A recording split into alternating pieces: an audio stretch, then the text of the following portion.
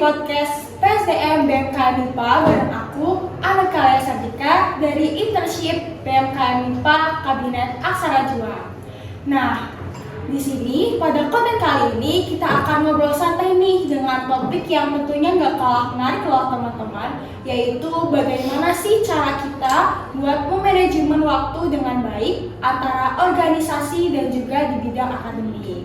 Nah, tentunya sekarang kita kedatangan narasumber yang keren banget loh teman-teman, yaitu salah satu mahasiswa cantik, aktif organisasi, dan juga memiliki banyak prestasi nih di bidang akademik, yaitu dengan Kak Zia Rahmawati yang akan menemani kita untuk beberapa menit ke depan. Halo Kak Zia, selamat malam. Halo Anne dan teman-teman semuanya, selamat malam juga. Oke, mungkin teman-teman ada yang belum kenal nih Kak sama Kakak, boleh dong Kak perkenalan diri terlebih dahulu sambil menyapa teman-teman yang lagi nonton. Oke, thank you ya sebelumnya Anne atas waktu yang telah diberikan. Tentunya suatu kehormatan tersendiri gitu ya bagi aku. Meskipun tadi sebenarnya pas di-mention di awal sepertinya itu agak hiperbola ya, tapi berarti mungkin aku akan memperkenalkan diri terlebih dahulu. Halo teman-teman semuanya, kenalin aku Zia Rahmawati, biasa dipanggil Zia, dan aku merupakan mahasiswi jurusan Fisika angkatan 2022. Jadi sekarang udah semester 5. Oke. Kakak kan sekarang udah semester 5 nih ya Kak. Kira-kira kesibukannya tuh lagi ngapain aja sih?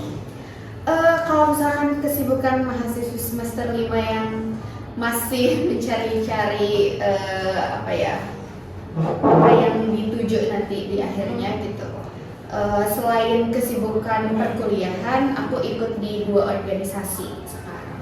Yang pertama di dalam kampus dan yang kedua di luar kampus. Kalau misalkan organisasi yang di dalam kampus, aku tergabung dengan organisasi unit kegiatan mahasiswa penalaran dan riset tingkat universitas. Mungkin teman-teman beberapa ada yang tahu gitu ya. Terus yang kedua, aku tergabung dengan salah satu NGO di Indonesia gitu ya, tingkat nasional, namanya itu Marikator Indonesia. Jadi singkatnya mungkin beberapa teman-teman mungkin belum tahu ya. Jadi Marikator Indonesia itu suatu platform yang bergerak di bidang pendidikan yang mana memiliki tujuan untuk membantu mahasiswa di Indonesia menjadi mahasiswa berprestasi gitu melalui program-programnya. Wah, keren banget ya teman-teman. Jadi di situ tuh kira-kira program kerjanya ngapain aja sih Kak yang NGO itu? Oke, kalau misalkan yang NGO kegiatannya seperti ada kegiatan diskusi gitu, itu banyak banget yang membahas tentang misalnya gimana caranya dapat IPK yang tinggi, yang mana itu menghadirkan narasumber yang linear gitu ya dengan topik yang dihadirkan. Terus misalnya gimana cara dapat beasiswa, intinya gitu. Jadi kita memberikan program-program untuk mendevelop mahasiswa-mahasiswa yang jadi audiens kita untuk menjadi mahasiswa berprestasi gitu. Karena kan nggak ada yang nggak mungkin ya di dunia perkuliahan. Bener banget. Jadi dengar-dengar kakak juga ini kan kayak sering menjuarai lomba LKTI ya atau esai gitu. Bener nggak? Beberapa kali. Oh iya, bisa dong Kak ceritain sedikit-sedikit gitu buat menginspirasi teman-teman yang lain juga. Oke, boleh banget. Jadi pertama kali aku mulai terjun ke bidang kompetisi itu diawali ketika aku diajak oleh salah satu katingku di suatu organisasi. Oh iya. Karena aku memang dari maba itu sudah tertarik ke bidang keilmiahan, karena kayaknya itu satu-satunya yang aku minati, karena jujur aja aku kurang minat di bidang kayak olahraga dan lain sebagainya gitu ya. Terus akhirnya di dunia perkuliahan ini aku tahu ke organisasi mana yang bakal aku ikutin gitu, dan waktu itu aku pas maba itu tergabung ke organisasi PR MIPA, penalaran riset yang tingkat MIPA gitu ya. Nah di situ aku mulai diajak untuk lomba bersama kating. Dan pada saat itu mungkin karena aku langsung mengiyakan tawaran itu, jadinya aku juga sedikit banyaknya belajar gitu ya tentang kompetisi, dan akhirnya langsung dapat kejuaraan tuh pas waktu itu. Ya jadi dari situ saya benar-benar kepacu dan kayak pengen coba lagi gitu. Dan akhirnya memotivasi gitu ya. Betul banget betul banget. Jadi kayak ada rasa ingin tahu Lebih lebih dalam. dalam gitu ya tentang dunia yang seperti itu. Dan alhamdulillah end up aku beberapa kali ikut perlombaan, beberapa ada yang kalah, ada juga yang mungkin rezekinya memang di situ. Oke. Berarti Kazia ini selain akademik, Kazia itu juga benar-benar aktif gitu ya di luar kelas. Berarti antara akademiknya sama organisasinya tuh kayak seimbang banget sih ya aku dengar tadi. Nah, walaupun udah semester 5 nih Kak yang sibuk sama tugas-tugas gitu, tapi tetap semangat kan ya Kak dan bisa bagi waktu dengan baik gitu ya Kak. Pasti dong, tapi kalau misalkan kita berbicara mengenai manajemen waktu ya, sebenarnya aku juga masih belajar nih. Kita sama-sama belajar ya Kak. Betul. Tapi kan dari proses itu kita jadi tahu gitu, kira-kira mana yang lebih cocok dengan kepribadian kita atau dengan situasi-situasi tertentu gitu. Kira-kira dari semenjak awal kakak maba nih sampai sekarang organisasi apa aja sih yang udah pernah kakak ikutin gitu? Oke, tadi kan udah pernah di-mention ya, Iya. kalau misalkan organisasi itu pas maba aku ikut yang PR MIPA, gitu. Penahanan riset yang tekad MIPA teman-teman. Terus pada tahun yang sama aku juga udah ikut yang di Unsud, yang tingkat univnya, ya. UKMPR, ya. Nah di situ. Terus di tahun kedua aku lanjut lagi di UKMPR yang tingkat Unsud. Dan pada tahun yang sama juga aku tergabung dengan NGO Marketer Indonesia yang aku tadi sebutin gitu. Tapi pas maba tuh, pas maba tuh selain kan misalnya kalau di organisasi ada program kerja yang harus dilakukan gitu ya. Dan selain itu juga aku kayak ngambil kepanitiaan lain, misalnya kegiatan lab, aku ikutin. Labo ya, Laboratorium. Itu seru sih lumayan. Iya, Dan, seru banget. dan kepanitiaan lainnya gitu. Nah kakak ini kan dari pengalaman organisasi itu pastinya kan kita punya tantangan yang dihadapin gitu ya. Kira-kira pas kakak ikut organisasi itu tantangan apa aja sih yang udah kakak hadapin gitu? Pertanyaan yang bagus nih. Kalau misalkan kita berbicara mengenai tantangan, di setiap periode itu punya tantangannya masing-masing gitu. Iya benar Kak. Dan itu berbeda-beda karena sesuai dengan kondisi yang kita hadapin kan. Kalau misalkan tahun pertama aku kuliah, aku itu pas lagi semangatnya tuh berkegiatan, FOMO kan, maksudnya sama apa ya kayak pengen menyibukkan diri lah intinya. Karena waktu itu kayak kelihatannya kegiatan berorganisasi itu benar-benar seru. Di samping apa ya banyak banget benefit yang bakalan kita dapat gitu kan, kita juga bisa ngebangun relasi, terus ngebangun kemampuan berkomunikasi dan lain sebagainya kan. Setuju kan Asa? Setuju banget. Ya, setuju banget. Nah kalau misalkan pas tahun-tahun pertama itu tantangan yang benar-benar aku pikir itu jadi suatu kendala pas tahun pertama itu adalah ketika aku mencoba untuk cari potensi dan cari apa yang aku mau gitu. Karena kalau misalkan yang awal-awal kan aku kayak ngambil banyak banget kegiatan yang berbeda gitu kan, tapi aku nggak fokus terhadap suatu hal. Aku belum tahu apa yang aku mau gitu. Nah dari situ karena aku coba banyak hal, jadinya kadang aku suka hilang kendali. Dalam artian tuh kita nggak bisa kontrol diri kita karena udah ada kegiatan yang sudah harus dijalankan gitu lah. Sedangkan kita masih bingung apa yang kita mau. Terus dari situ mempertanyakan ke diri sendiri, apakah ini benar-benar suatu hal yang harus kukerjakan untuk mencapai suatu tujuan tertentu, atau emang ini cuma kesalahanku di awal karena ngambil terlalu banyak kegiatan gitu. Nah di situ terjadi beberapa kali aku nanya ke diri sendiri dan aku nggak dapet jawabannya gitu. Dan seiring berjalannya waktu, ketika kegiatannya sudah mulai selesai gitu, alhamdulillah akhirnya dari situ aku tahu apa yang layak untuk dilanjutkan dan apa yang enggak gitu.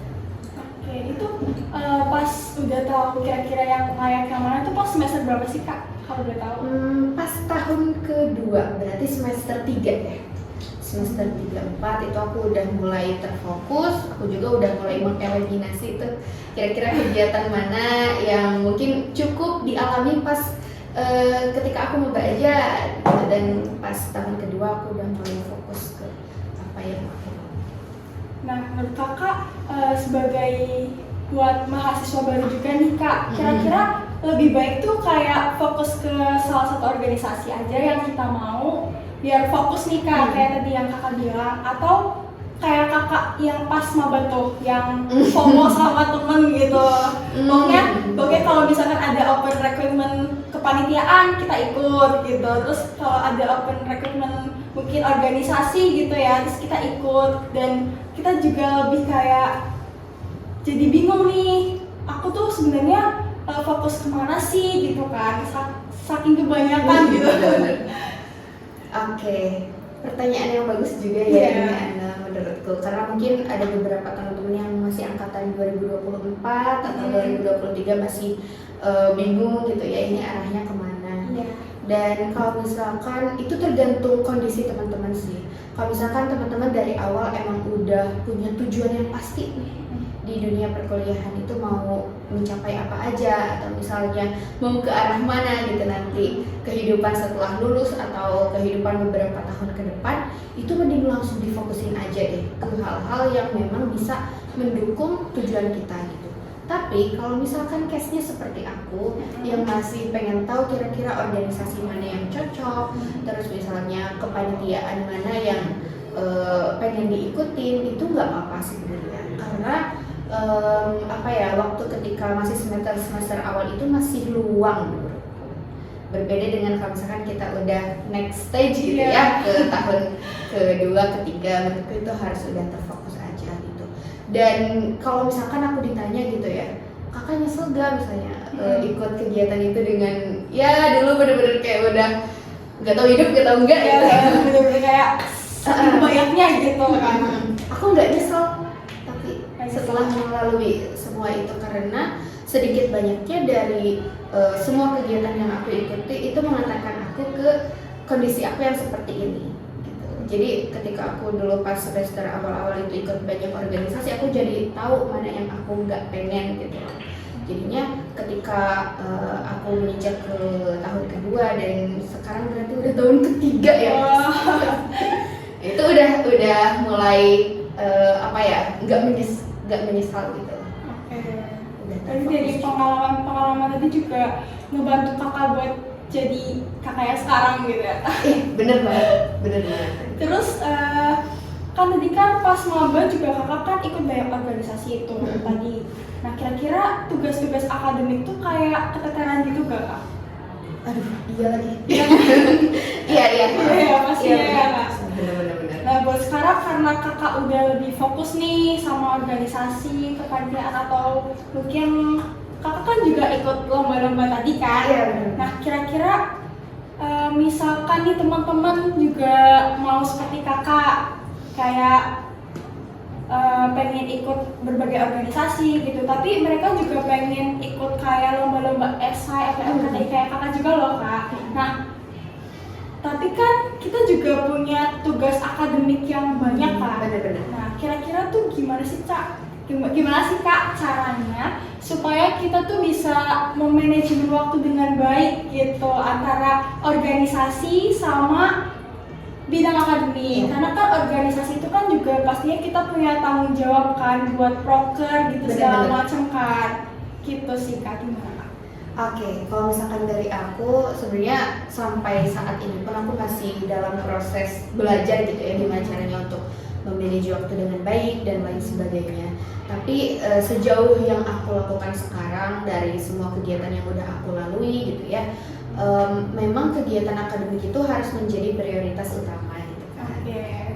Jadi udah langsung dikit tuh 50% dari 24 jam teman-teman itu buat akademik atau buat kayak tugas di perkuliahan atau misalnya belajar mandiri kalau misalkan diperlukan gitu ya.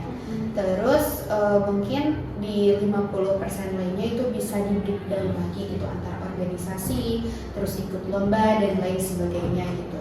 Dan dari situ teman-teman harus menentukan dulu prioritas di setiap harinya itu seperti apa. Kalau misalkan aku itu udah terbiasa nulis to-do list teman-teman, misalnya di setiap harinya gitu. Karena aku kayaknya nggak tahu deh sekarang bawa bukunya apa enggak gitu.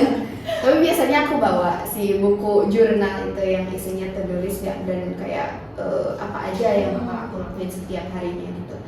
Dan selain apa ya to-do list di setiap hari, teman-teman juga harus tahu target misalnya di setiap minggu dan juga bulannya gitu loh.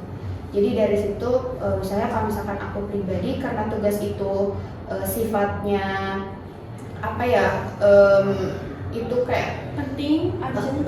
penting dan urgent, dan kayak dari dosennya itu menempatkan di deadline tanggal sekian misalnya. Iya. Jadi itu kadang diutamakan gitu. Terus misalnya dalam 1 bulan paling aku kalau misalkan lagi ikut lomba paling nggak lebih dari 2 lomba kalau misalkan lagi ada project gitu untuk ikut lomba tersebut.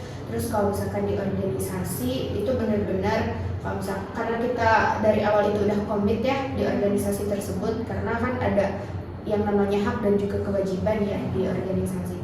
Haknya apa? Haknya ya kita dapat benefit yang kita pengen dapetin gitu dari organisasi itu. Iya. Kalau misalkan aku pribadi join di UKMPR itu kan pengen dapet lingkungan yang mendukung aku gitu, Iya. untuk misalnya ikut perlombaan dan lain sebagainya. Karena dari situ juga aku bisa dapet tim, aku bisa dapet mentoring tentang misalnya gimana cara menulis dengan baik atau gimana gitu ya.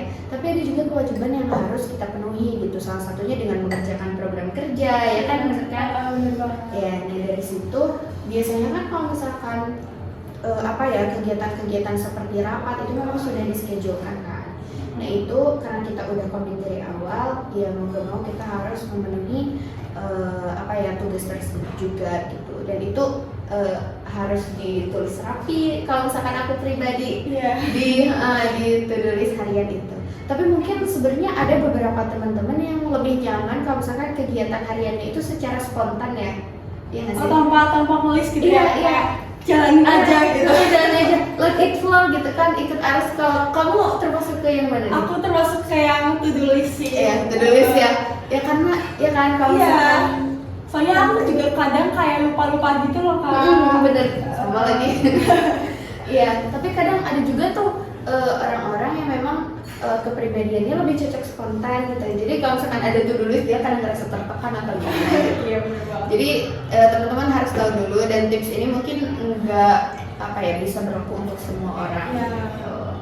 Tapi yang terpenting aku harus ada target harian, dan di akhir hari mungkin itu bisa jadi evaluasi ke depannya. Oke, bener banget nih teman-teman kata Kak Zia. Jadi antara akademik sama organisasi itu harus 50-50 ya Kak? Kalau aku ya porsinya. Iya, pastinya biar seimbang gitu ya teman-teman. Terus juga buat cara manajemen waktu yang baik itu kalian bisa ngelakuin to-do list ya Kak, biar teratur juga dan tertata gitu ya Kak hari-harinya. Oke, kakak pernah nggak sih kayak diajakin cutting nih misalnya buat ikut suatu organisasi, tapi tuh kakak merasa kayak aduh organisasi ini tuh gak relevan nih sama aku. Nah gimana sih cara nolaknya gitu? Cara nolaknya? Iya, kan gak semua tawaran bakal kita terima gitu. Betul. Gimana Kak? Kalau misalkan teman-teman udah merasa bahwa tawaran itu gak relevan lagi gitu dengan tujuan kita, ya kita bisa aja menyebutkan tidak tanpa alasan-alasan yang harus dijelaskan sih menurutku. Kalau misalkan sekalinya enggak ya enggak. Tapi meskipun kan ya kadang kita dalam menyebutkan iya atau tidak itu ada pertimbangan apakah nanti di akhir ini akan ada penyesalan apa enggak. Iya, kayak susah gitu ya. Iya susah gitu kan. Ya ini tawarannya kayak menarik tapi apa ya nggak relevan dengan tujuanku gitu. Tapi kalau misalkan nggak ngambil sekarang takut nanti nyesal di akhir gitu kan. Tapi menurutku hal yang bisa dipertimbangkan atau hal yang bisa dijadikan suatu keyakinan gitu ya buat diri kita antara mengambilnya atau enggak ditentukan oleh apa ya, seberapa besar kira-kira nantinya penyesalan kita di akhir. Oke. Coba aku jelasin dulu ya. Iya. Bentar. Aku paham sih, aku paham. Iya, bentar. Misalnya gini, karena menurutku rasa penyesalan itu ada dua macam. Antara yang pertama nyesel karena nggak nyoba, atau nyesel karena udah coba dan hasilnya nggak sesuai dengan ekspektasi kita gitu. Oke. Ya, paham nggak? Paham. Iya. Nah, dari situ kalau misalkan teman-teman lebih condong untuk mengambil kesempatan tersebut, ya katakan iya aja gitu. Dan nantinya kalau misalkan teman-teman ngerasa di akhir nyesel, kayak udah ngelakuin semua kegiatannya tapi ternyata nggak sesuai sama apa yang diekspektasikan gitu, teman-teman ingat aja dari keputusan tersebut, teman-teman rasa penyesalannya itu bukan nyesel karena nggak ngambil kesempatan tersebut gitu. Oke. Jadi bener banget sih kata Kak Zia ya Kak. Jadi ya kurang lebih seperti itulah ya. Terus boleh dong Kak kasih tips buat teman-teman yang masih takut nih, masih ragu buat ikut organisasi atau lomba-lomba lain. Karena kan kebanyakan kan juga masih ada nih mahasiswa yang kayak masih kurang pede gitu. Terus juga kayak masih nyaman sama zonanya sendiri gitu, kayak nggak mau ke zona luar gitu. Oke. Gimana tuh Kak? Oke, thank you ya pertanyaannya. Kalau misalkan teman-teman masih ngerasa ada di zona nyaman, teman-teman mungkin bisa mendefinisikan kalau misalkan mau keluar dari zona nyaman tersebut ke zona aman kan biasanya kan. Kalau misalkan kita sebutin tuh bisa dengan memperluas zona nyamannya teman-teman. Jadi teman-teman nggak harus keluar dari zona nyaman tersebut, tapi mendefinisikannya dengan memperluas zona nyamannya. Jadi meskipun kita ada di situasi di mana kita ngambil suatu kesempatan atau misalkan ngambil kesempatan untuk perlombaan, itu masih di zona nyamannya teman-teman gitu. Terus gimana cara memulainya?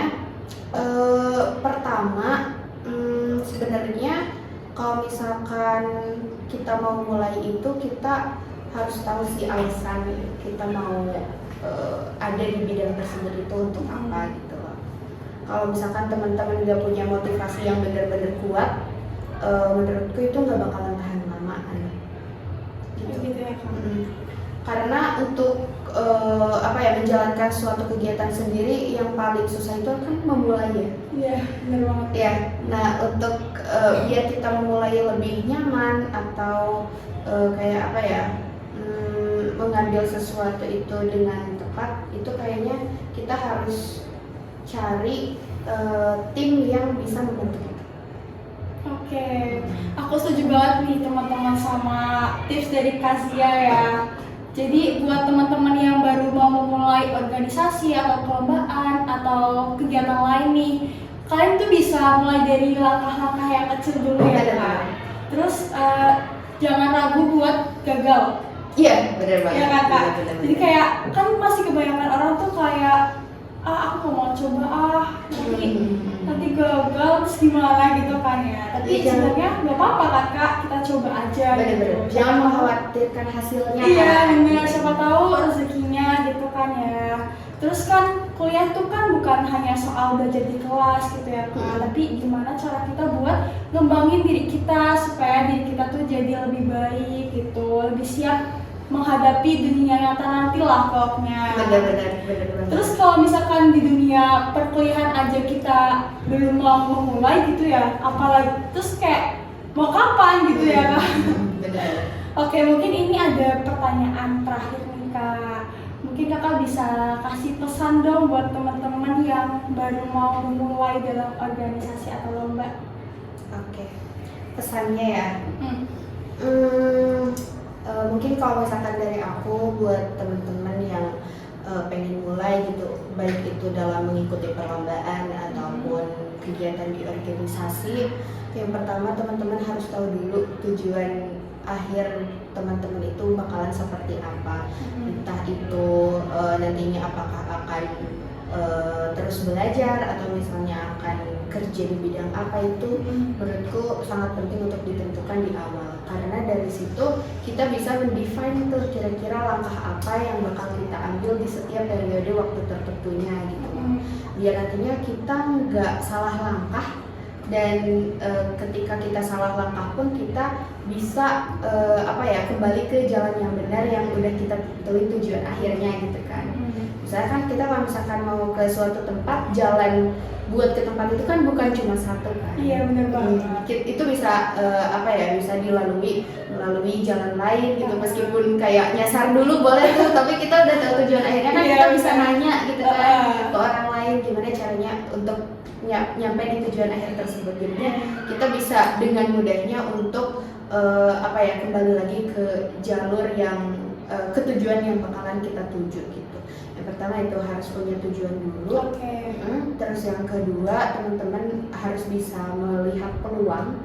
Kalau misalkan ada peluang yang bagus, please teman-teman ambil aja, karena takutnya nanti kalau misalkan gak diambil, itu tentunya teman-teman bakalan ngerasa nyesel karena nyesel di akhir gitu ya Kak, gak ngambil peluang tersebut. Dan itu kayak long lasting gitu loh rasa penyesalannya. Iya sih bener banget, kayak sampai nanti gitu kan kayak masih ada rasa penyesalan gitu ya Kak. Benar. Terus selain itu teman-teman juga harus enjoy sih, yang paling penting. Di setiap perjalanannya jangan merasa tertekan. Kalau misalkan teman-teman kayak ngerasa ada di situasi kurang aman atau kurang nyaman gitu di dalam suatu kondisi tertentu, teman-teman please istirahat dulu aja, relax dulu aja, jangan terlalu memforsir diri gitu ya. Atau kita juga baru pertama kali menjalani hidup, ya nggak sih? Maksudnya kita juga masih belum tahu kan caranya apa yang terbaik buat kita, dan tugas kita adalah dengan mencoba hal tersebut, tahu rasa di akhirnya baik atau enggak. Kalau misalkan ternyata suatu keputusan yang kita ambil itu salah, ya berarti untuk kedepannya kita itu jadikan pembelajaran untuk tidak diulangi. Jadi benar banget buat teman-teman yang masih merasa ragu, terus nggak pede, itu kalian bisa ingat kalau setiap pengalaman itu pasti mungkin setiap pengalaman itu entah itu ikut organisasi atau lomba atau kegiatan lainnya, itu merupakan investasi gitu ya Kak buat diri kita sendiri. Jadi pengalaman itu yang nantinya bakalan membentuk cara kita berpikir, cara kita bekerja, dan juga pastinya akan bermanfaat di dunia kerja nanti ya Kak. Jadi jangan sia-siakan waktu kalian di kampus ya teman-teman. Terima kasih Kak Zia atas sharing dan inspirasinya. Semoga Kak Zia bisa terus sukses baik di bidang akademik maupun di organisasi, dan juga bisa terus jadi inspirasi bagi banyak orang. Aku juga terinspirasi banget nih sama Kak Zia nih. Iya bener banget. Untuk teman-teman, terima kasih juga sudah menonton. Aku Anika Sadika, pamit undur diri. See you teman-teman.